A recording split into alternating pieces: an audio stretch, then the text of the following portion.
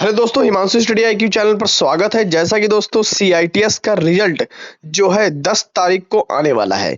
जी हाँ दोस्तों, आज है हमारी 5 तारीख। इस 5 दिन बाद आपका रिजल्ट आ जाएगा। तो दोस्तों फिर करानी होगी काउंसलिंग। तो दोस्तों जो काउंसलिंग होती है उसकी भी एक फीस लगती है। जी हाँ दोस्तों, काउंसलिंग में भी फीस लगती है। वो फीस कितनी होती है, महिलाओं की फीस कितनी होती है, किस कैटेगरी में कितनी फीस होती है, तो इसी पर लेकर हम चर्चा करने वाले हैं। मैं हिमांशु प्रजापति स्वागत करता हूं अपने YouTube channel Himanshu study IQ पर। एक लाइक का टारगेट रखते हैं दोस्तों, आप जरूर पूरा करेंगे। सबसे पहले दोस्तों जो फीस है इसकी वो कितनी होने वाली है इसको देख लेते हैं। देखिए, पहले जो फीस चलती थी वो 1000 रुपया चलती थी, लेकिन जो अब फीस चलती है वर्तमान में, जो फीस है सीआईटीएस काउंसलिंग की, मात्र 500 रुपए है। कितनी है? मात्र 500 रुपए है, जो कि एक नई फीस है। क्या है? एक नई फीस है, जो कि एक 500 रुपए है। यानी कि 500 रुपए आप सीधे सीधे आपके बच जाएंगे। नहीं तो पहले क्या होता था, 1000 फीस का भुगतान करना पड़ता था।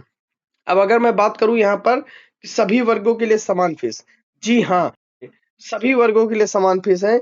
चाहे जनरल हो, ओबीसी हो, एससी हो, एसटी हो, फिर या ईडब्ल्यूएस ही क्यों ना हो, सभी के लिए क्या है, एक समान फीस है, 500 रुपया। ठीक है। और आप चाहे जिस एनएसटीआई या फिर सीआई वो का आईटीओटी का आप काउंसलिंग कराते हैं, सभी का कितना पड़ेगा?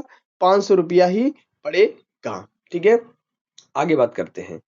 अगर आपका देखिए, आप सबसे पहले यहाँ पर समझ लीजिएगा, आपका मतलब जो 500 रुपए होगा वो एडजस्टमेंट और रिफंड के नियम। देखिए, पहली चीज तो ये रिफंडेबल नहीं है।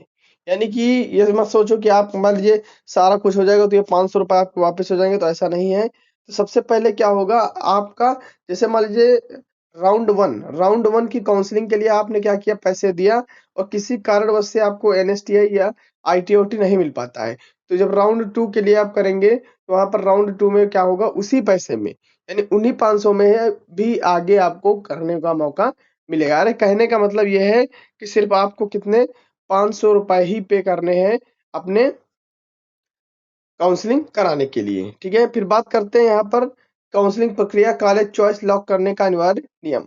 तो पोर्टल पर पहले लॉगिन किया जाएगा, स्टेप 1। स्टेप 2, कम से कम 5 कॉलेज चुने और चॉइस लॉक करें। यानी कम से कम आप जब कॉलेज चॉइस करेंगे तो 5 कॉलेज चॉइस कर लें। पहला कॉलेज वो वाला चॉइस करें, मेरा सजेस्टर रहेगा। अगर आपके अच्छे नंबर है तो आप घर वाला एनएसटीआई या फिर घर वाला आईटीओटी चूज करें जो आपसे घर के नजदीक है। ठीक है। फिर उसके बाद स्टेप 3, आप अपनी फीस जमा करें जो कि 500 रुपए है। फिर उसके बाद सीट अलॉटमेंट के लिए योग्य हो जाएंगे। ठीक है। जो आपका ऑनलाइन पेमेंट होगा वो 100% सिक्योर होगा। यूपीआई से भी हो सकता है, क्रेडिट कार्ड से भी, तो डेबिट कार्ड और नेट बैंकिंग से भी हो जाएगा। इन चारों मेथड से भी हो जाता है। यहाँ पर कुछ ध्यान देने वाली बात है, नई फीस जो है वो 500 रुपए है, 1000 से घटाकर। समानता सभी कैटेगरी हो, चाहे जो आपकी कैटेगरी हो, सबका एक जैसा है। अनिवार्य शर्त है, भुगतान से पहले कम से कम 5 कॉलेज चॉइस लॉक करना अनिवार्य है। लाभ, एडमिशन लेने पर एडमिशन फीस में एडजस्ट हो जाएगी। ठीक है।